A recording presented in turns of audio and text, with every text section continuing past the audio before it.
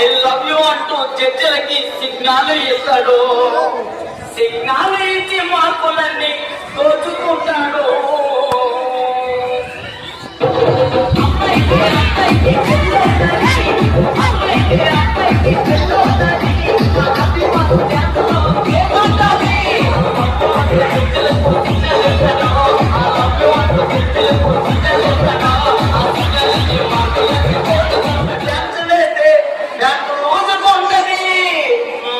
Master అంటూ వెనక తిరుగుతుంటది.